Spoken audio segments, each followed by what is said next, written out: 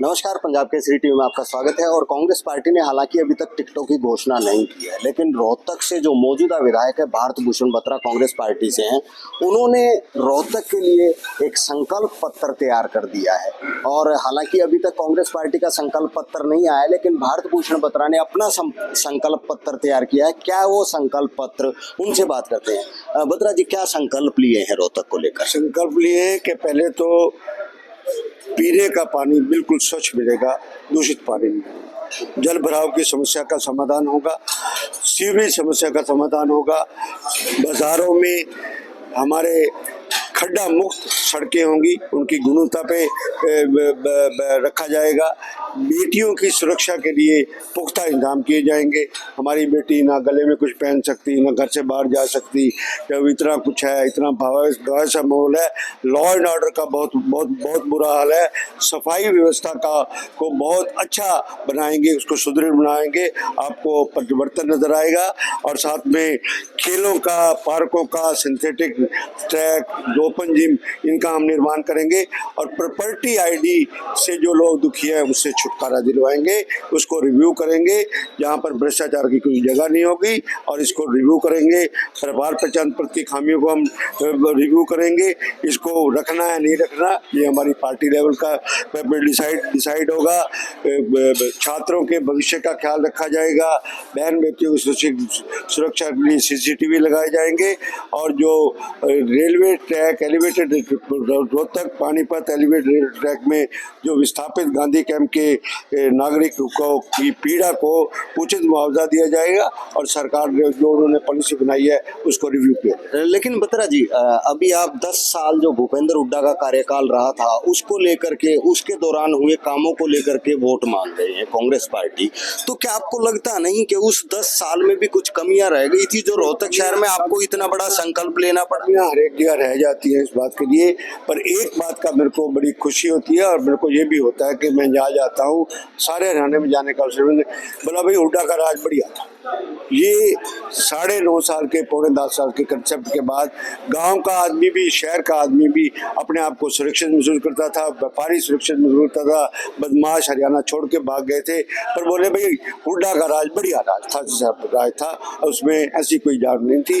ये लोग जाति वाति पे समाज को बांटने की कोशिश कर रहे हैं, वो बहुत दुख होता है। संविधान की जो बेसिक प्रेम्बल और बेसिक वैल्यूज हैं उनका हनन कर रहे हैं। लेकिन कहीं ना कहीं 10 साल कांग्रेस पार्टी के रहे, 10 साल भारतीय जनता पार्टी के रहे, रोहतक के पानी की निकासी का समाधान ना आप कर पाए ना बीजेपी कर पाई। नहीं दीपक जी, मैं इस बात से आपसे एग्री नहीं करता। मैंने जब मैं MLA रहा या 2005 से लेकर 2014 तक कभी भी गंदे पानी की एक शिकायत भी किसी रिकॉर्ड में उठा के दिखा लो, मैं आपको मान। छोटूराम चौक पे तो छोटूराम चौक पे जलाशय बन जाता है। जलाशय मैं मानता हूँ। मैं जल भराव, पीने का पानी और जल भराव दोनों में फर्क है। पानी की निकासी का ही पूछा है मैंने।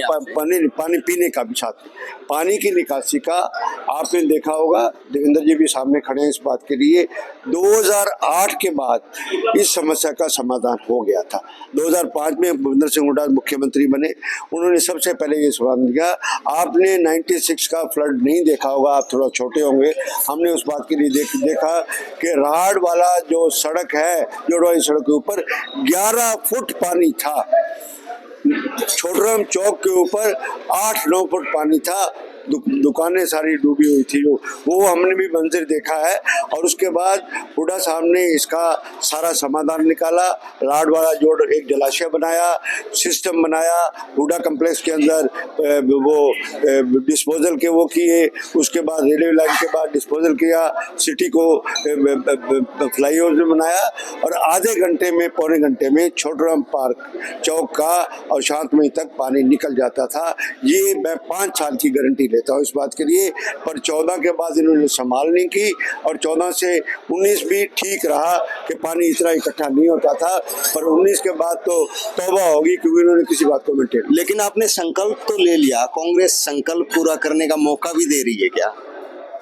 नहीं, ऐसी बात नहीं है। जब मैं ऑलरेडी सिटिंग एमएलए हूँ, मुझे उम्मीद है कि पार्टी मुझे नॉमिनेट करेगी। वैसे तो पार्टी अध्यक्ष का वर्किंग कमेटी का जो फैसला होगा वो मेरे लिए मान्य होगा। टिकट किसको मिलती है, फिर भी हुड्डा साहब का आशीर्वाद है।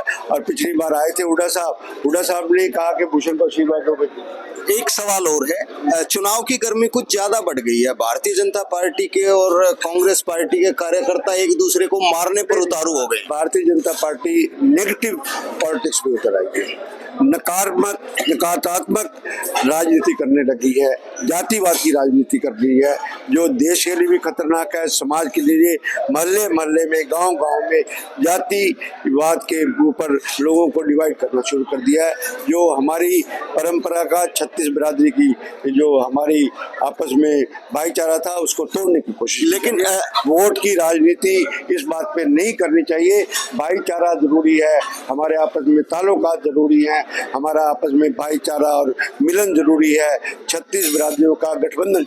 लेकिन कहीं ना कहीं आपके कार्यकर्ता भी ये कह रहे हैं कि पता नहीं क्या हो जाएगा, उधर से बीजेपी के कार्यकर्ता ये कह रहे हैं पता नहीं क्या हो जाएगा, तो ये माहौल तो गड़बड़ हो जाए। नहीं, ऐसा माहौल नहीं होना चाहिए। हम तो शांतिप्रिय आदमी हैं, कानून को मानने वाले आदमी हैं, कानून के मुताबिक चलने वाले आदमी हैं। एक मर्यादा से चुनाव लड़ेंगे। तो भारत भूषण बत्रा का साफ तौर पर कहना है कि वो सिटिंग एमएलए हैं और कांग्रेस पार्टी उनको मौका देगी और जो संकल्प उन्होंने लिए हैं वो सीट जीतकर उन संकल्पों को पूरा करेंगे। रोहतक से मैं दीपक भारद्वाज, पंजाब केसरी। हमसे जुड़े रहने के लिए हमारे YouTube चैनल को सब्सक्राइब करें और नई वीडियो की नोटिफिकेशन के लिए बेल आइकॉन को दबाएं। अगर आप ये वीडियो Facebook पर देख रहे हैं तो लाइक जरूर करें और ज्यादा से ज्यादा शेयर करें। धन्यवाद।